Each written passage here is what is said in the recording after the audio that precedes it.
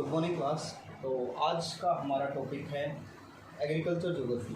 और एग्रीकल्चर का ये टॉपिक एमएससी बायोटेक और एमएससी ज्योग्राफी दोनों के लिए ही ज़्यादा इम्पोर्टेंट टॉपिक है, ठीक है। और ये टॉपिक है हमारा आज का फर्स्ट यूनिट का थर्ड टॉपिक जो रहने वाला है। और आज का जो टॉपिक रहने वाला है वो है डिटरमिनेंट्स ऑफ एग्रीकल्चर पैटर्न, ठीक है।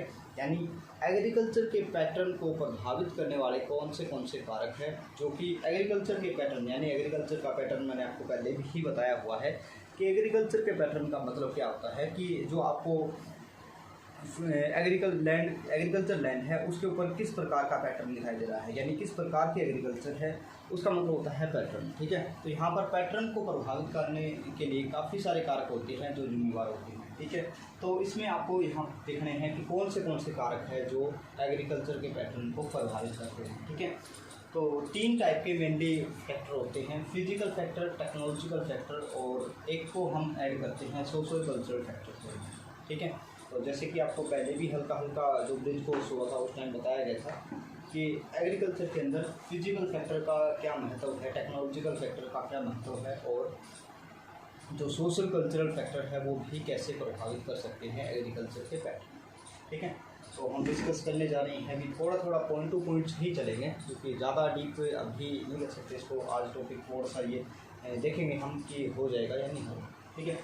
तो फिजिकल फैक्टर के अंदर हम देखते हैं, फिजिकल फैक्टर का मतलब है जो प्रकृति ने कुछ फैक्टर बना रखे हैं, ठीक है। यानी प्रकृति के द्वारा प्रदत्त जो कुछ कारक है जो कि हम बहुत ज़्यादा चेंज नहीं कर सकते, उसके अंदर हल्का फुल्का मॉडिफाई हम कर सकते हैं, मॉडिफिकेशन कर सकते हैं, बट बिल्कुल चेंज करना उसको पॉसिबल नहीं है, ठीक है। तो कुछ इस टाइप के फैक्टर जो होते हैं इनको हम बोलते हैं फिजिकल फैक्टर, ठीक है।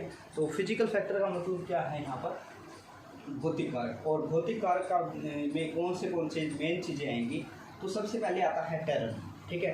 टेरेन का मतलब है ऊंचा वच या रिलीफ भी हम अपने अकॉर्डिंग इसको बोल सकते हैं, ठीक है। ऊंचा वच, टोपोग्राफी या एल्टीट्यूड भी इसको बोल सकते हैं, ठीक है। टोपोग्राफी का मतलब है कि जो हमारा धरातल है उसकी टोपोग्राफी किस प्रकार की बनी हुई है, वो बिल्कुल फ्लैट है या फिर बिल्कुल हाई स्लोप वाला है या लो स्लोप वाला है, यानी टोपोग्राफी किस प्रकार की है। एल्टीट्यूड का मतलब है कि जो हमारा सरफेस है उसका सी लेवल से क्या साइज़ है, यानी सी लेवल से वो कितना ऊंचा है, कितना गहरा है। तो यहाँ पर इस बात की आती है एल्टीट्यूड। अब आती है बात कि टेरेन कैसे प्रभावित करता है, यानी हमने मेन चीज़ ये देखनी है कि फिजिकल के जो हमारा एग्रीकल्चर का पैटर्न है उसको कैसे प्रभावित कर रहे हैं ये दोनों कारक, ठीक है।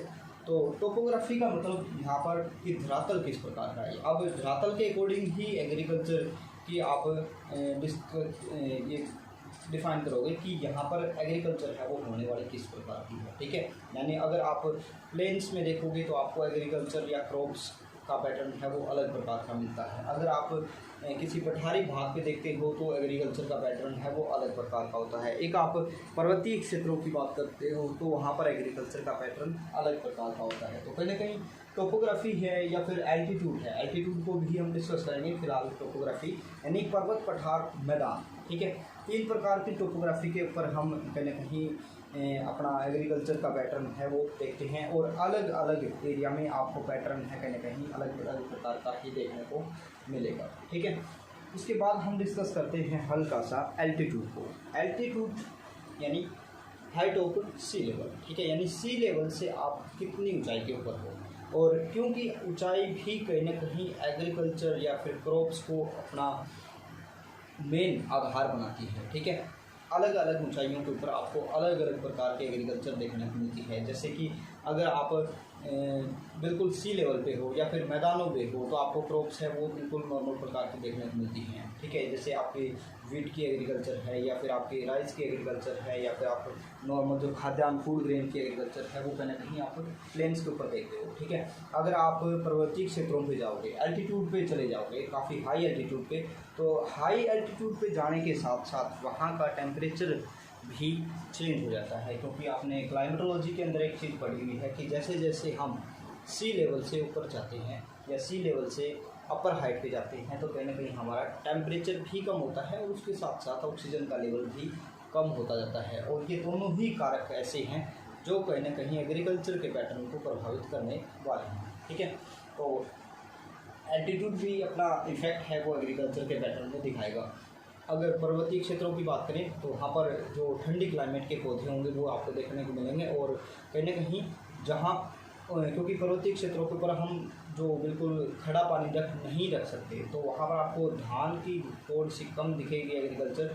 और दूसरी जो ऐसी फसलें जिसको पानी की तो आवश्यकता है बट बिल्कुल खड़ा पानी नहीं चाहिए, तो वहाँ पर उन फसलों की भरमार आपको देखने को मिलेगी। जैसे झाड़ीनुमा फसलें हो सकती है, जैसे चाय के बागान है, कहवे के बागान है, कुछ उस टाइप के एग्रीकल्चर आपको देखने को मिलेगा। यानी वहाँ का पैटर्न एक सी लेवल वाले पैटर्न से अलग प्रकार का देखने को मिलेगा। ठीक है, नेक्स्ट अगर हम फिजिकल फैक्टर की बात करते हैं तो वो है क्लाइमेट। ठीक है, सबसे मेन फैक्टर है ये। ठीक है, क्योंकि कहीं ना कहीं जो ऊपर डिस्कस करके आए हैं टोपोग्राफी और एल्टीट्यूड, इसके अकॉर्डिंग भी क्लाइमेट चेंज होती है। ठीक है, क्योंकि टोपोग्राफी है वो भी सीधा सा प्रभाव डालती है क्लाइमेट के ऊपर, और एल्टीट्यूड है वो भी सीधा सा प्रभाव डालता है। तो हम क्लाइमेट के अंदर कौन से पॉइंट्स हैं जिनको हम डिस्कस करेंगे। ठीक है, तो क्लाइमेट के अंदर हम डिस्कस करेंगे कुछ मेन जो तत्व हैं जो कहीं ना कहीं क्रॉप्स के लिए ज़रूरी चीज़ें हैं। ठीक है, यानी क्रॉप्स के लिए वो कितनी अमाउंट में चाहिए, कितनी लिमिट है उनकी, यानी हर फसल के लिए एक अलग प्रकार का टेम्परेचर चाहिए होता है। ठीक है, आप हर फसल को किसी एक ही टेम्परेचर पे नहीं उगा सकते, अलग अलग फसलों को उगाने और उनको पकते और उनको ग्रो करने के लिए अलग अलग प्रकार के टेम्परेचर की आवश्यकता होती है। ठीक है, तो देखते हुए टेम्परेचर को हम कैसे यहाँ पर डिफाइन करने की कोशिश कर रहे हैं। टेम्परेचर एक ऐसा तत्व है जो अलग अलग फसलों पे अलग अलग एरिया में और अलग अलग एल्टीट्यूड पे आपको अलग अलग देखने को मिलेगा। ठीक है, अब हर प्रकार की फसल में टेम्परेचर की एक अपनी भूमिका होती है। कुछ फसलें ऐसी होती हैं जो बहुत हाई टेम्परेचर पे भी ग्रो कर जाती हैं, हाई टेम्परेचर पे भी जर्मिनेट हो जाती हैं, बट कुछ फसलें ऐसी होती हैं जिनको काफ़ी लो चाहिए होता है या मीडियम टाइप का होता है। ठीक है, तो अलग अलग एरिया में अलग अलग फसलें देखने को मिल रही है, तो कहीं ना कहीं वहाँ पर जो टेम्परेचर का है इफेक्ट वो आपको देखने को मिल जाता है। ठीक है, तो यहाँ पर हम डिस्कस कर रहे हैं भाई तो टेम्परेचर को। ठीक है, उसके बाद आती है बात सनलाइट की। ठीक है, सनलाइट, क्योंकि सनलाइट एक ऐसी चीज़ है भाई, सनलाइट अपना इफेक्ट दिखाती है, क्योंकि सनलाइट जुड़ी हुई है एग्रीकल्चर से। और सनलाइट, क्योंकि सनलाइट सीधा सा इफेक्ट होता है सनलाइट का किसी भी फसल के ऊपर, क्योंकि अलग अलग जो फसलें होती हैं उनको अलग अलग प्रकार की जो धूप के दिनों की आवश्यकता होती है, यानी कितने दिनों तक आपको धूप की आवश्यकता है किसी भी एग्रीकल्चर के जर्मिनेटर से लेकर और उसको प्रोडक्ट बढ़ने तक। ठीक है, तो कुछ एरिया ऐसे होते हैं पूरे अर्थ के ऊपर जो बहुत लंबे टाइम तक आपको देखने को मिल जाते हैं जहाँ पर सनलाइट देखने को मिलती है। कुछ एरिया ऐसे होते हैं जिसमें बहुत ही कम दिन होते हैं जहाँ पर सनलाइट आपको देखने को मिली। जैसे अगर हम बात करें इक्वेटोरियल एरिया की। ठीक है, तो इक्वेटोरियल एरिया ऐसे है भूमध्य रेखीय क्षेत्र जहाँ पर आपको पूरे 12 के 12 महीने काफ़ी भरपूर मात्रा में सनलाइट देखने को मिलेगी। ठीक है, बट जैसे जैसे हम हाई लैटिट्यूड पे जाएंगे, ठीक है, यानी जैसे जैसे हम इक्वेटर लाइन से हाई लैटिट्यूड पे जाएंगे तो कहीं ना कहीं सनलाइट की जो मात्रा है वो चेंज होती जाएगी। ठीक है, एक मिनट में फोन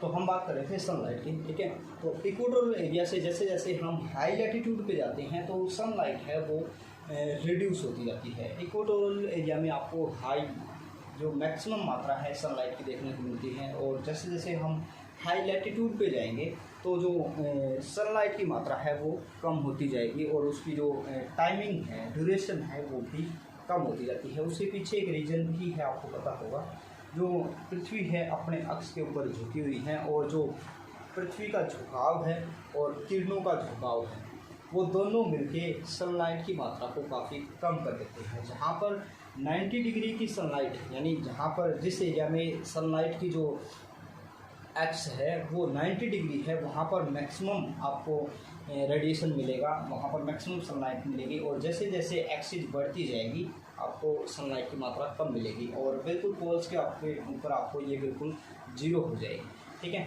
तो कहीं ना कहीं सनलाइट का भी पूरा इफेक्ट होता है और जितने ज़्यादा दिन सनलाइट मिलेगी किसी भी एरिया में, वहाँ पर एग्रीकल्चर का पैटर्न अलग प्रकार का मिलेगा। अब आप थोड़ा सा सपोज कर सकते हो कि एक पोलर एरिया के आसपास कोई एरिया है, वहाँ पर एग्रीकल्चर का पैटर्न कितने दिनों तक आपको दिखाई दे रहा है और किस प्रकार का दिखाई दे रहा है। एक आप इक्वेटोरियल एरिया को सपोज कर सकते हैं कि वहाँ पर एग्रीकल्चर का पैटर्न है किस प्रकार का दिखाई देता है और कितने दिनों तक पूरे, क्योंकि इक्वेटोरियल एरिया है वहाँ पर आपको सनलाइट पूरे साल देखने को मिलती है और पूरे साल सनलाइट होने की वजह से वहाँ पर एग्रीकल्चर प्रोडक्शन पूरे साल ही देखने को मिलता है, अलग अलग टाइम में अलग अलग प्रकार की फसलें मिलती हैं।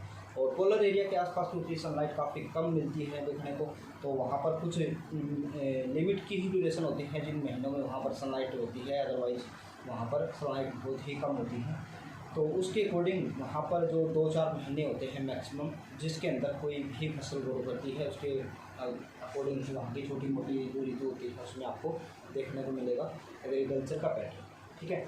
नेक्स्ट एक पॉइंट आता है कि मॉइस्चर, ठीक है। मॉइस्चर बोल सकते हैं या फिर हम इसको बोल सकते हैं हमारी तरफ से वहाँ पर जल की मात्रा, ठीक है, यानी जल की मात्रा या मॉइस्चर एक ही बात हो सकती है, कोई बड़ी बात नहीं, ठीक है। तो क्योंकि हर फसल के लिए अलग अलग क्वांटिटी चाहिए होती है जल की मात्रा की, ठीक है। अब कुछ फसलें ऐसी भी होती है जो बहुत कम मॉइस्चर की से भी ग्रो कर लेती है और कुछ फसलें ऐसी होती है जैसे कि बहुत ज़्यादा उनको मॉइस्चर की ज़रूरत होती है। थोड़ा सा एग्जांपल हम अपने एरिया के अकॉर्डिंग सोच सकते हैं। एक धान की फसल है और एक मोटे अनाज की कोई फसल है जैसे ज्वार है, बाजरा है, मक्का है, ठीक है। तो उस धान की फसल और एक जो मोटे अनाज की एक फसल है, उन दोनों के लिए मॉइस्चर की बहुत डिफरेंस देखने को मिलता है। यानी कुछ पर्टिकुलर एरिया जहाँ पर बहुत ज़्यादा जल की उपलब्धता है तो आपको धान की एग्रीकल्चर वहाँ पर देखने को मिलेगी, पूरी एग्रीकल्चर के अंदर आपको धान का पैटर्न देखने को मिलने वाला है। और जहाँ पर जल की उपलब्धता काफ़ी कम है उस एरिया में आपको काफ़ी कम देखने को मिलेगा धान का प्रोडक्शन, या फिर ना के बराबर ही मिलेगा। वहाँ पर आपको मोटे अनाजों का या फिर दूसरी फसलों का पैटर्न ही ज़्यादा देखने को मिलेगा, ठीक है। उसके अलावा कुछ और पॉइंट जो देखो भाई, मॉइस्चर के अलावा यहाँ पर 2 पॉइंट है वो जल से ही जुड़े हुए हैं। अगर जल की मात्रा बिल्कुल लो है या फिर ना के बराबर है तो कहीं ना कहीं उस काल को हम बोलते हैं ड्रॉट, सूखा, ठीक है। यानी अगर किसी पर्टिकुलर एक साल में जल की उपलब्धता बिल्कुल लो हो जाए या फिर बारिश या फिर दूसरों नदियों का या फिर नहरों का जो इरिगेशन का पैटर्न है बिल्कुल लो हो जाए तो कहीं ना कहीं उस काल को हम बोलते हैं ड्रॉट, ठीक है। और उससे ही जुड़ा हुआ है एक और फ्रोस्ट, ठीक है। फ्रोस्ट को थोड़ा सा अलग करके ही करेंगे। तो ड्रॉट कैसे प्रभावित करता है, क्योंकि ड्रॉट हम उस काल की यूज कर रहे हैं वर्ड जो बिल्कुल सूखा काल होता है। अब जितना सूखा काल होगा तो कहीं ना कहीं वहाँ पर एग्रीकल्चर का पैटर्न आपको बिल्कुल हल्का फुल्का ही दिखाई देगा, क्योंकि कुछ एक फसलें होती है जो बिल्कुल लो क्वांटिटी में भी कहीं ना कहीं जर्मिनेट हो जाती है। अदरवाइज हर फसल को कुछ ना कुछ अमाउंट जल की उपलब्धता जरूरी है, ठीक है। तो कहीं ना कहीं ड्रॉट वो भी एक अपना पॉइंट बन जाता है जो एग्रीकल्चर को प्रभावित करने वाला एक मेन कारक है, ठीक है। अब थोड़ा सा एग्जांपल भी देख लेते हैं। अब हम इंडिया की अगर हम बात करें, ठीक है, तो ड्रॉट का एग्जांपल जैसलमेर, बाड़मेर, द्रास, ठीक है, यानी बहुत हाई लैटिट्यूड के। अब सूखा जरूरी नहीं है कि सूखा बिना पानी के ही हो सकता है। कई बार सूखा हम बहुत यानी जलाक्रांति बोल देते हैं, ठीक है, उसी का ही बिल्कुल अपोजिट वर्ड है, यानी गीला सूखा बोल देते हैं। अगर आपने कई बार लोकल लैंग्वेज में सुना होगा कि बारिश तो बहुत हुई बट एग्रीकल्चर प्रोडक्शन बिल्कुल लो हो गया, ठीक है, तो उसको हम गीला सूखा या फिर ड्राई ड्रॉट बोल सकते हैं। ड्राई नहीं, वेट ड्रॉट, ठीक है। तो वेट ड्रॉट का मतलब यहाँ पर हो जाता है अगर बाढ़ आ जाए या फिर जलाक्रांति हो जाए या फिर जल की अमाउंट इतनी ज़्यादा बढ़ जाए कि जो अमाउंट चाहिए है किसी भी पर्टिकुलर क्रॉप को उससे 2 गुना 4 गुना अगर उसको जल दे दिया जाए तो वो नष्ट हो जाएगी, ठीक है। यानी यहाँ पर ड्रॉट का मतलब फसल का नष्ट होने से है। अगर वो बिना जल के नष्ट हो रही है तो भी कहीं ना कहीं ड्रॉट है, और अगर जल के आपूर्ति ज़्यादा होने से भी अगर वो नष्ट हो रही है तो कहीं ना कहीं हम वो ड्रॉट में ही उसको डाल सकते हैं, ठीक है।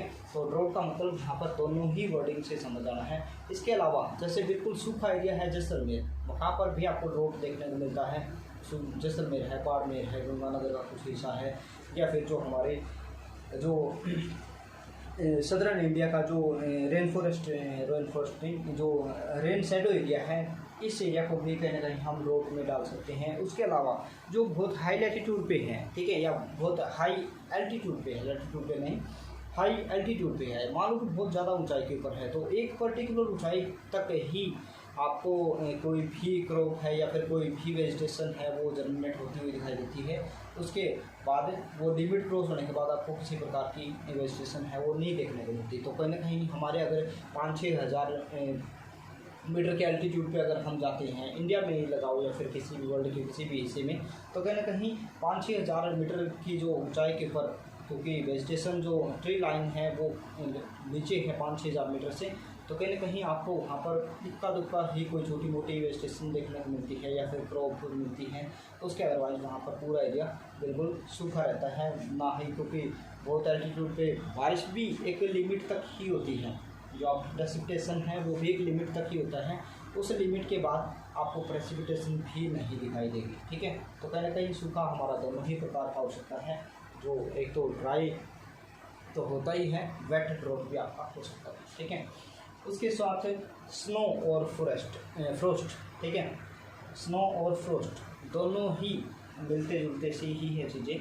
स्नो कैसे प्रभावित करती है एग्रीकल्चर के पैटर्न को, ठीक है, तो थोड़ा सा हम डिस्कस करते हैं इसके बारे में भी, क्योंकि अब जहाँ पर स्नोफॉल ज़्यादा होता है तो स्नोफॉल होगा, यानी पूरे साल के 8 महीने, 6 महीने, 10 महीने अलग अलग एरिया में आपको अलग अलग ड्यूरेशन देखने को मिलती है। कुछ एरिया ऐसे भी होते हैं वर्ल्ड के या फिर इंडिया के भी है जो पूरे साल तक ही स्नोफॉल होता रहता है। कुछ एरिया ऐसे होते हैं जो पर्टिकुलर ड्यूरेशन में स्नोफॉल होता है। तो कहीं ना कहीं उस स्नोफॉल के ड्यूरेशन के ऊपर डिपेंड करता है कि वहाँ पर एग्रीकल्चर का पैटर्न किस प्रकार का होगा। अगर साल के 2 महीने स्नोफॉल होता है तो वहाँ पर 8 महीने बाकी है वो बिना स्नोफॉल के, यानी उसके बीच में आपको 4-5 या 5-6 महीने का ड्यूरेशन है ऐसा देखने को मिल जाएगा, जो कहीं ना कहीं एग्रीकल्चर वहाँ पर जर्मिनेट हो सकती है उस टाइम। बट कुछ एरिया ऐसे भी हो सकते हैं जहाँ पर साल के 10 महीने आपको स्नोफॉल होता हुआ दिखाई दे, तो कहीं ना कहीं वहाँ पर जो क्रॉप जर्मिनेट का टाइमिंग है वो 2 महीने लगेगा। अब 2 महीने में तो कोई क्रॉप जर्मिनेट होके और बिल्कुल मैच्योर तक नहीं पहुँच सकती। ठीक है, तो कहीं ना कहीं स्नोफॉल भी एक कारक है कृषि के पैटर्न को प्रभावित करने वाला। ठीक है, यहाँ पर जितना ज़्यादा अब स्नोफॉल के होने के पीछे 2 आपको रीज़न देखने को मिलते हैं। एक तो होता है लैटिट्यूड और एक होता है एल्टीट्यूड। दोनों ही वर्ड देखो भी ज्योग्राफी वालों के लिए कोई ज़्यादा सी दिक्कत वाली चीज़ नहीं है ये, बट बायोटेक के लिए ये चीज़ हो सकता है थोड़ी सी नहीं हो। तो एल्टीट्यूड हम यूज करते हैं ऊंचाई के लिए और लैटिट्यूड यूज करते हैं हम जैसे जैसे हम इक्वेटर लाइन से दूर जाते हैं। ठीक है, जैसे जैसे हम इक्वेटर लाइन से दूर जाते हैं तो कहीं ना कहीं ये देखो भाई ये है हमारी इक्वेटर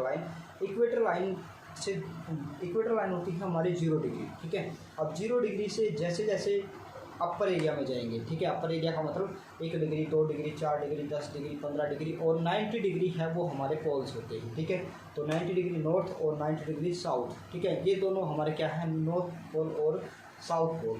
तो जैसे जैसे हम इक्वेटर लाइन से दूर होते जा रहे हैं तो लगभग 30-40 डिग्री तक नॉर्मल होती है क्लाइमेट, बट जैसे ही हम 50 डिग्री 60 डिग्री क्रॉस करते हैं लैटिट्यूड को, तो कहीं ना कहीं यहाँ पर काफ़ी ठंडी क्लाइमेट आ जाती है। यहाँ पर जो पूरे ड्यूरेशन का लगभग हाफ से ज़्यादा ड्यूरेशन ऐसा होता है जिसमें स्नोफॉल होता है। ठीक है, तो इस स्नोफॉल के अकॉर्डिंग आप देख सकते हो आप थोड़ा सा रसिया एक बहुत बड़ी कंट्रीज है, बट पॉपुलेशन अगर देखें तो बहुत ज़्यादा कम है और पॉपुलेशन के साथ साथ वहाँ पर रिसोर्सेज की भी बहुत ज़्यादा कमी है, यानी रिसोर्सेज एग्रीकल्चर भी हमारे लिए एक रिसोर्स ही है। ठीक है, तो पॉपुलेशन के साथ साथ वहाँ पर क्योंकि क्लाइमेट सूटेबल नहीं है। ठीक है, क्लाइमेट है वो बहुत थोड़े से दिन ऐसे, यानी बहुत ही कम ड्यूरेशन ऐसी है जिसमें हम क्रॉप को जर्मिनेट कर सकते हैं। उसके अलावा जो मैक्सिमम टाइम है उसमें आपको स्नोफॉल यहाँ पर देखने को मिलता है। ठीक है, तो 2 चीज़ें होती हैं स्नोफॉल के लिए, एक लैटिट्यूड और एक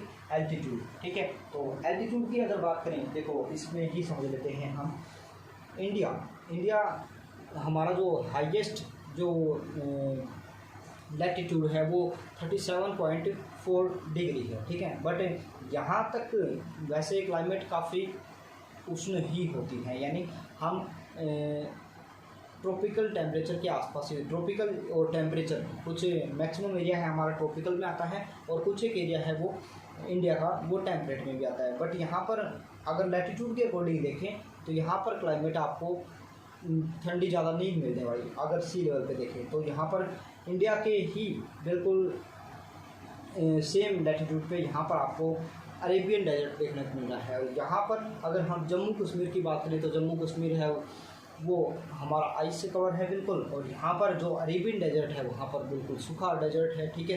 यहाँ पर काफ़ी गर्मी देखने को मिलती है। तो सेम लैटिट्यूड पे आप थोड़ा सा माइंड में आ रहा होगा बायोटेक वाले बच्चों के कि सेम लैटिट्यूड है बट फिर भी यहाँ पर एक जगह पर बहुत ज़्यादा रेत ही रेत है और दूसरी जगह पर आइस ही आइस है। तो यहाँ पर मेन चीज़ है एल्टीट्यूड। यहाँ पर एल्टीट्यूड है वो सी लेवल के आसपास है, बट यहाँ पर एल्टीट्यूड है जम्मू कश्मीर में ये है लगभग 4000-5000 मीटर से हाई, ठीक है। तो जैसे जैसे हम हाई एल्टीट्यूड पे जाते हैं तो एक टेम्परेचर गिरने की एक रेट होती है, आपने सुना भी होगा, टेम्परेचर के डिक्रीज होने की एक रेट होती है, उसको हम नॉर्मल लैप्स रेट के नाम से भी जानते हैं, NLR, ठीक है। यानी हर 165 डिग्री के ऊपर 1 डिग्री सेल्सियस तापमान कम हो जाता है। यानी जैसे जैसे हम सरफेस से 165 मीटर ऊपर जाएंगे तो 165 मीटर के ऊपर 1 डिग्री सेल्सियस टेम्परेचर कम हो जाएगा। या फिर ये भी बोल सकते हैं कि 1 किलोमीटर की ऊंचाई पे जाने के बाद लगभग 6.5 डिग्री सेल्सियस तापमान कम हो जाता है। अब आप 5000 के ऊपर हो तो 6.5 के हिसाब से आप देख सकते हो कि कितना टेम्परेचर है हमारा कम हो जाता है, ठीक है। तो थोड़ा सा हम उसके रीजन को भी देखेंगे और साथ ही साथ उसके इफेक्ट को भी देखेंगे कि क्या इफेक्ट है, ठीक है। तो स्नो का भी मे बी आपको माइंड में आ गया होगा कि स्नो कैसे प्रभावित करती है एग्रीकल्चर के पैटर्न को, ठीक है। उसके बाद एक क्लाइमेटिक और सोर्स है सोइल, ठीक है। अब सोइल क्योंकि पूरे वर्ल्ड के अंदर, पूरे इंडिया के अंदर भी, हरियाणा के अंदर और हरियाणा के अंदर में भी एक डिस्ट्रिक्ट के अंदर हर एरिया में आपको अलग अलग प्रकार की, हर प्रकार की सोइल देखने को मिल जाती है, ठीक है। आप बिल्कुल छोटे लेवल से देखोगे तो आप एक अपने गांव का एग्जांपल भी ले सकते हैं कि एक ही गांव के अंदर आपको छोटे छोटे पैचेस देखने को मिल जाते हैं। हो सकता है आपके गांव में एक छोटा सा पैच रेतीली मिट्टी का भी मिल जाए, हो सकता है मैक्सिमम पैच है आपका जलोढ़ मिट्टी या फिर दोमट मिट्टी का हो, कुछ छोटा मोटा पैच आपको लाल मिट्टी का भी देखने को मिल जाएगा, कुछ आपको छोटा मोटा पैच है अगर आप डेजर्ट नहीं अगर माउंटेन्स एरिया के आसपास है तो या फिर वोल्केनिक इरप्शन वहाँ के आसपास कहीं पे हुआ हो तो हो सकता है वहाँ पर काली मिट्टी का भी थोड़ा बहुत पैच आपको देखने को मिल जाएगा। यानी अगर हम सोइल की बात करते हैं तो सोइल सीधा सा इफेक्ट डालती है एग्रीकल्चर के पैटर्न को प्रभावित करने के लिए, ठीक है। अगर हम बात करें इंडिया लेवल पे तो इंडिया पे आपको लगभग मेनली मेजर जो मिट्टियाँ हैं वो लगभग 5 से 6 मेजर मिट्टियाँ हैं वो देखने को मिल जाती हैं। अगर इसको बहुत माइनर अगर इसका करें हम वर्गीकरण तो और भी ज़्यादा आपको देखने को मिल जाएगी, ठीक है। तो मेजर 5-6 प्रकार की मिट्टियाँ आपको देखने को मिल जाती हैं, जिसमें नॉर्मली सबसे मेन जलोढ़ मिट्टी है, दोमट मिट्टी है, फिर आपकी काली मिट्टी है, लाल मिट्टी है, पीली मिट्टी है, रेतीली मिट्टी है, मोटे कण वाली मिट्टी है, ठीक है, लेटराइट मिट्टी है, ठीक है। तो ये कुछ मेजर मिट्टियाँ हैं। अब अलग अलग प्रकार की मिट्टियाँ हैं, वो अलग अलग प्रकार की कैरेक्टरिस्टिक्स रखती है, ठीक है। कुछ मिट्टियाँ हो सकती है उसके अंदर ऑर्गेनिक मैटर है वो काफ़ी ज़्यादा हो, ठीक है। कुछ मिट्टियाँ हो सकती है उसके अंदर फास्फोरस और नाइट्रोजन की मात्रा ज़्यादा हो, किसी मिट्टी में जल को धारण करने की क्षमता ज़्यादा होती है और किसी मिट्टी में जल को धारण करने की क्षमता बिल्कुल कम होती है, ठीक है। तो अलग अलग प्रकार की कैरेक्टरिस्टिक्स होने की वजह से क्या होता है कि अलग अलग प्रकार के मिट्टियों के पैच के ऊपर आपको अलग अलग प्रकार का क्रॉप कॉम्बिनेशन देखने को मिलेगा, ठीक है। एग्जाम्पल के तौर पे थोड़ा सा हम समझ सकते हैं कि जो दोमट मिट्टी है जलोढ़ मिट्टी का ही पार्ट है, ठीक है। जलोढ़ मिट्टी का ही पार्ट एक दोमट मिट्टी है। दोमट मिट्टी है वो कहीं ना कहीं वाटर को कंज्यूम करने की जो मात्रा है उसकी ज़्यादा है। ऐसे ही काली मिट्टी है उसको भी वाटर को कंज्यूम करने की जो कैपेसिटी है वो ज़्यादा है। और एक मोटी कण वाली मिट्टी होती है उसको वाटर को कंज्यूम करने की कैपेसिटी काफ़ी कम होती है। यानी कैपेसिटी का मतलब यहाँ पर है कि उस जल को जो आप वाटरिंग कर रहे हो किसी भी ग्रोथ को, उसको कितने टाइम तक वो अपने अंदर समाये रख सकती है। ठीक है, एक तो आपने मान लो कि वाटरिंग की और साथ के साथ ही वो सूख गया, और एक ऐसी मिट्टी कि आपने वाटरिंग की और वाटरिंग के बाद काफ़ी टाइम तक वो अपने अंदर वाटर को एब्जॉर्ब किए हुए हैं। ठीक है, तो कहीं ना कहीं सोइल वाटरिंग की भी मात्रा हम देख सकते हैं, उसके साथ साथ कुछ पोषक तत्व होते हैं अलग अलग क्रॉप के लिए, कुछ अलग अलग प्रकार के पोषक तत्व होते हैं जो आवश्यक होते हैं। अब किसी मिट्टी में नाइट्रोजन की मात्रा ज़्यादा होती है। अब नाइट्रोजन आपको नॉर्मली सी बात है कि नाइट्रोजन है कहीं ना कहीं पौधे को ग्रो करने के लिए, जो इन्वायरमेंटल नाइट्रोजन है उसकी बात नहीं कर रहे हैं हम, जो नाइट्रेट के रूप में जो मिट्टी के अंदर नाइट्रोजन जमा होती है उसकी बात कर रहे हैं। ठीक है, तो कहीं ना कहीं नाइट्रोजन की मात्रा ज़्यादा है तो वो ज़्यादा ग्रो करेगी, नाइट्रोजन की मात्रा कम है तो वो कम ग्रो करेगी। ऐसे ही काफ़ी सारे अलग अलग प्रकार के तत्व होते हैं और अलग अलग प्रकार की मिट्टियों में अलग अलग प्रकार के तत्व होते हैं। अब जैसे लाल मिट्टी है उसके अंदर फेरिक ऑक्साइड के जो तत्व है वो ज़्यादा होते हैं, लोह के तत्व ज़्यादा होते हैं। मोटी जो कण की मिट्टी होती है उसमें जो सिलिका के कण है वो ज़्यादा होते हैं। ठीक है, तो अलग अलग प्रकार की मिट्टियों के अकॉर्डिंग हम अलग अलग प्रकार का पैटर्न देखते हैं सोइल के ऊपर। ठीक है, अब ये पैटर्न आपको वर्ल्ड के अंदर किस प्रकार की मिट्टियाँ हैं, पूरे वर्ल्ड के अंदर, पूरे इंडिया के अंदर किस प्रकार की मिट्टियाँ हैं, वो सारा हम थोड़ा सा डिस्कस करेंगे अभी बार। ठीक है, तो यहाँ पर बात आई थी सोइल की। ठीक है, उसके बाद आती है भाई, इसके अलावा और भी बहुत सारे फिजिकल फैक्टर हो सकते हैं, ज़रूरी नहीं है कि मैंने जितना आपको डिस्कस करवा दिया यही होते हैं। इसके अलावा क्लाइमेटिक का मतलब है कि वहाँ पर प्रेसिपिटेशन, अब प्रेसिपिटेशन भी हालांकि मॉइस्चर में आ जाती है वो बात, कि प्रेसिपिटेशन जितना ज़्यादा होगा तो वहाँ पर एग्रीकल्चर का पैटर्न है वो अलग प्रकार का होगा, जितना कम होगा तो कहीं ना कहीं वो उसके अंदर ही इंक्लूड हो जाता है। मॉइस्चर के अंदर प्रेसिपिटेशन का है वो कहीं ना कहीं मॉइस्चर के अंदर ही आ जाता है। उसके अलावा कुछ और भी हो सकते हैं, जैसे क्लाइमेट में टेम्परेचर भी आ गया है, सनलाइट भी आ गई है, मॉइस्चर भी आ गया है और रोड फॉल्स वाला पैटर्न आ गया है।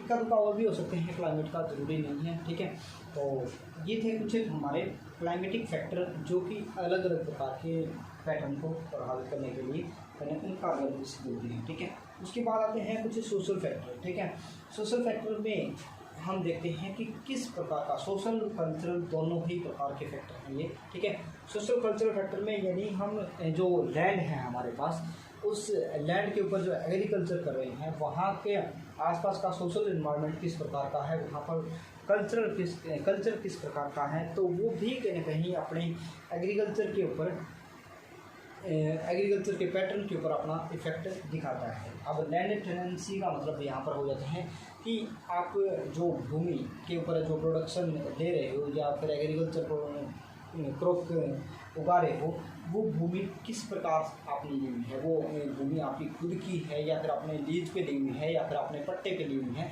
तो इनका उस चीज़ का भी पूरा सा इफेक्ट दिखाई देता है एग्रीकल्चर पैटर्न के ऊपर। लीज का मतलब होता है कि जो जैसे हम ठेके पे लेते हैं, ठीक है, यानी उसके बदले में हम कुछ पे करते हैं और जितना भी क्रॉप का प्रोडक्शन होता है वो हम खुद रखते हैं। पट्टे के ऊपर पट्टेदारी एक सिस्टम होता था पुराने टाइम में, आज भी होता है वैसे, यानी जिसमें आप एग्रीकल्चर की लैंड है वो किसी दूसरे लैंडलॉर्ड की है और आप उसके ऊपर अपना वर्क कर रहे हो। ठीक है, और उसके बदले में आपको क्या मिल रहा है कि उस एग्रीकल्चर प्रोडक्शन का कुछ हिस्सा मिल रहा है। अब वो 1/3 भी हो सकता है, 1/2 भी हो सकता है। ठीक है, तो किसी भी प्रकार का है वो अलग अलग एरिया में अलग अलग प्रकार का देखने को मिलता है। तो लैंड टेनेंसी का मतलब है, और एक आपकी खुद की भूमि है और आप खुद ही वहाँ से प्रोडक्शन ले रहे हो, तो यानी जितनी अब खुद की भूमि होगी तो आप भूमि सुधार के ऊपर उतना ही ज़्यादा फोकस रखोगे, उसके अंदर ज़्यादा से ज़्यादा फर्टिलाइज़र, ज़्यादा से ज़्यादा अलग अलग चीज़ें, और इस प्रकार से एग्रीकल्चर करोगे कि पूरे लंबे टाइम तक आपको एग्रीकल्चर का प्रोडक्शन मिलता रहे। और अगर आपने एग्रीकल्चर लैंड है उसको लीज पे ले रखा है या फिर पट्टे पे ले रखा है, तो आप भूमि सुधार को उतना ज़्यादा फोकस नहीं रखोगे और आपका मेन फोकस वो रहेगा कि आपने बस मुनाफा कमाना है इससे। उसके बाद चाहे भूमि की हालत बिगड़ती रहे या फिर उसमें आगे आने वाले टाइम के ऊपर एग्रीकल्चर प्रोडक्शन हो चाहे ना हो, तो उन चीज़ों को आप थोड़ा सा नज़रअंदाज कर देते हैं। तो लैंड टेनेंसी का मतलब है कि आपने जो भूमि के ऊपर आप जो प्रोडक्शन कर रहे हो वो किस प्रकार का है, किस लेवल का है, ठीक है। तो ये चीज़ें हम देखते हैं भाई।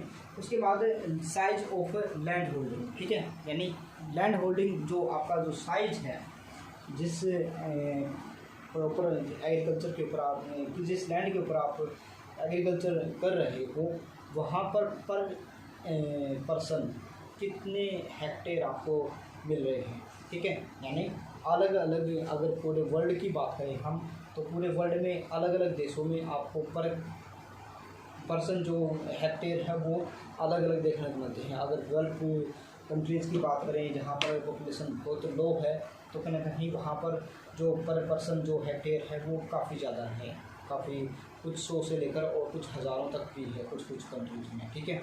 और वही अगर हम बात करें डेवलपिंग या फिर बिल्कुल पिछड़े कंट्रीज़ की, जहाँ पर पॉपुलेशन का जो पैटर्न है वो बहुत हाई है, यानी जो है बहुत हाई डेंसिटी से वहाँ पर पॉपुलेशन बसी हुई है, तो कहीं ना कहीं वहाँ पर जो पर पर्सन लैंड की जो कैपेसिटी है वो काफ़ी कम हो जाएगी। तो कहीं ना कहीं वो चीज़ें भी यहाँ पर मायने रखती हैं, यानी जितना ज़्यादा बड़ा साइज़ होगा लैंड का, आप उसके अंदर बड़े इंस्ट्रूमेंट को यूज़ कर सकते हो, आप इंस्ट्रूमेंट को खरीदने के भी काबिल हो जाते हो, आप कैपेबल होते हो कि उसमें ज़्यादा से ज़्यादा सुधार कर सकते हो, ठीक है। बट अगर आपके पास जो लैंड है वो काफ़ी छोटे प्रकार का है, यानी 1 हेक्टेयर का, ½ हेक्टेयर का, कुछ इस प्रकार का है, तो आप उसके ऊपर कोई भी अपना सुधार नहीं लेके आ सकते। उसके अंदर आप कोई अपनी खुद की मशीनरी लेके नहीं आ सकते, उसके ऊपर आप ट्रैक्टर या फिर हार्वेस्टर कुछ भी बड़े इंस्ट्रूमेंट है वो नहीं परचेज कर सकते। और कहीं ना कहीं छोटे लैंड होल्डिंग होने के कारण आप उसके ऊपर बहुत ज़्यादा ध्यान भी नहीं दे सकते, क्योंकि वो एक आपका बिल्कुल भरण पोषण का ही जरिया बन जाती है ओनली, और उससे आप बहुत ज़्यादा हाई इनकम नहीं प्राप्त कर सकते। इसलिए ज़्यादा छोटी लैंड अगर होगी तो आप उसके ऊपर ज़्यादा सा ध्यान भी नहीं दे पाओगे, ठीक है।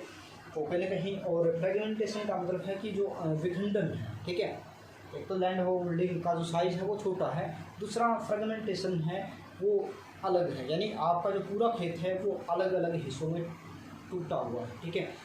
एक साइड में आपके 1 हेक्टेयर है, दूसरे साइड में आपका 2 हेक्टेयर है, कहीं पे आपका ½ हेक्टेयर है, यानी पूरा जो आपका लैंड है वो एक जगह पे ना होके कंबाइंड ना होके वो फ्रेगमेंट है, ठीक है। यानी अलग अलग टुकड़ों में टूटा हुआ है, और आप अलग अलग भूमि पे आपको प्रोडक्शन देने के लिए आपको अलग अलग दिशाओं में प्रस्थान करना पड़ता है, ठीक है। तो जितना ज़्यादा टूटा हुआ होगा तो उसके ऊपर आप इंस्ट्रूमेंट को ज़्यादा अच्छे से नहीं चला पाओगे, या फिर जो क्रॉप का प्रोडक्शन है वो इतना अच्छे से नहीं ले पाओगे। जो वाटरिंग करते हैं तो कहीं ना कहीं अगर एक ही जगह पर पूरी लैंड है तो वाटरिंग में भी कहीं ना कहीं बचत होती है, और दूसरी अगर अलग अलग जगह पे है तो कहीं ना कहीं वाटर की जो सरप्लस वाटर है वो वेस्ट भी ज़्यादा होता है, ठीक है। तो कहीं ना कहीं ये चीज़ें हैं, ये सारी की सारी एग्रीकल्चर के पैटर्न को बिल्कुल प्रभावित करती हैं, ठीक है। नेक्स्ट एक टॉपिक आता है सोशल कल्चरल फैक्टर में गवर्नमेंट की पॉलिसीज़, ठीक है। यानी अलग अलग एरिया में जो गवर्नमेंट होती है, सेंट्रल गवर्नमेंट, और वहाँ के जो प्रॉपर जो लोकल गवर्नमेंट है वो अपना पॉलिसियाँ देती है, ठीक है। यानी किसानों के लिए हित करने के लिए कुछ पॉलिसियाँ बनाती हैं, जो कि उनके कुछ पॉलिसियाँ तो उनके हित में होती हैं और कुछ पॉलिसियाँ हित में ना भी हो, ठीक है। तो कहीं ना कहीं गवर्नमेंट की पॉलिसियाँ हैं वो भी सीधा सीधा अपना इफेक्ट दिखाती हैं। अभी टाइम ज़्यादा हो गया है,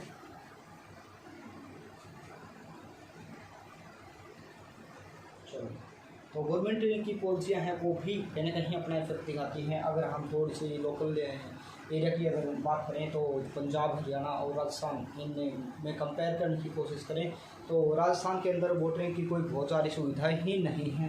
वहाँ पर एक ज़्यादा सा अपना रुचि ही नहीं रखती है गवर्नमेंट कि वहाँ पर वोटिंग की जो सुविधा है वो बहुत सारी ज़्यादा प्रोवाइड करवाई जाए। उसके अलावा अगर हम पंजाब की बात करें तो वहाँ पर क्योंकि पंजाब अलग अलग काफ़ी सारी नदियों का जाल बिछा हुआ है वहाँ पर, और बहुत सारी नहरें बनी हुई हैं, ठीक है। तो कहीं ना कहीं वहाँ पर सिंचाई का पैटर्न है काफ़ी अच्छे प्रकार का है। उसके बावजूद भी वहाँ की गवर्नमेंट ज़्यादा और इनको ग्रो करने के लिए अपनी तरफ से पॉलिसी बनाती है कि वहाँ की जो जितनी भी वहाँ पर डीजल कनेक्शन है या फिर आपको जो बोरिंग आपने कर रखी है उन बोरिंग की जगह आप मोटर को यूज़ करो, और मोटर के लिए जो बिजली सप्लाई है वो आपको पंजाब सरकार देगी, ठीक है। तो कहीं ना कहीं वहाँ की जो लोकल गवर्नमेंट है वो को कितना ग्रो करना चाहती है उसके अकॉर्डिंग वहाँ की पॉलिसियाँ बनती हैं, और कुछ पॉलिसियाँ जैसे बनती हैं बट वो इतना फेवरेबल नहीं भी होती, और कुछ जो पॉलिसियाँ हैं वो ज़्यादा फेवरेबल होती भी है, ठीक है। तो कहीं ना कहीं गवर्नमेंट की पॉलिसियाँ हैं वो कहीं ना कहीं एग्रीकल्चर के पैटर्न को प्रभावित करने के लिए कारगर सिद्ध होती है। उसके बाद आती है मार्केटिंग फैसिलिटीज़, ठीक है। मार्केटिंग फैसिलिटीज़, अब हम उन्हीं फसलों को ज़्यादा से ज़्यादा क्रॉप करेंगे जिनकी मार्केट में डिमांड हो, ठीक है। अगर मान लो कि हमने एक क्रॉप को ग्रो किया है और उस क्रॉप की कोई मार्केट में डिमांड नहीं है, या फिर आपके आसपास कोई मार्केट ही नहीं है उसको परचेज करने के लिए, उसको सेल करने के लिए आपके पास कोई मार्केट ही नहीं है, तो कहीं ना कहीं उस एक साल के बाद दूसरे साल आप उस क्रॉप को, पर्टिकुलर क्रॉप को आप उगाने के लिए थोड़ा सा पीछे हटोगे। तो कहीं ना कहीं एग्रीकल्चर की जो मार्केटिंग फैसिलिटीज़ है वो भी कहीं ना कहीं अपना इफेक्ट दिखाती हैं एग्रीकल्चर पैटर्न के अंदर, ठीक है। उसके बाद एक चीज़ आती है लेबर, ठीक है। अब देखो भी अलग अलग प्रकार की एग्रीकल्चर में, यानी क्रॉपिंग पैटर्न के अकॉर्डिंग लेबर की आवश्यकता होती है। अब कुछ फसलें तो ऐसी होती हैं जिसमें मैक्सिमम काम है वो आप मशीनों से कर सकते हो, ठीक है। बट कुछ फसलें ऐसी भी आज भी हैं और आगे भी आने वाले टाइम में भी बनी रहेगी, जो कहीं ना कहीं लेबर जो मैन पावर है वो ज़्यादा कंज्यूम करती है, जैसे कपास की खेती है, या फिर आपकी जो धान की खेती है, या फिर आपकी जो कुछ मसालों वगैरह की खेती है। तो कहीं ना कहीं वहाँ पर लेबर की काफ़ी ज़्यादा ज़रूरत होती है। अब कपास की खेती है, हालांकि कुछ मशीनरीज बनी हुई है जो कहीं ना कहीं अपने आप हार्वेस्ट कर लेती है कपास को भी, बट उसके अंदर काफ़ी सारी खामियाँ हैं, ठीक है। तो उन खामियों के मद्देनज़र देखते हुए कहीं ना कहीं लेबर की ज़रूरत है वो काफ़ी ज़्यादा ज़रूरत पड़ती है, ठीक है। तो अगर वहाँ पर लेबर नहीं होगी तो उस प्रकार के एग्रीकल्चर, आप गुजरात का अगर एग्जाम्पल दें, ठीक है, ओके।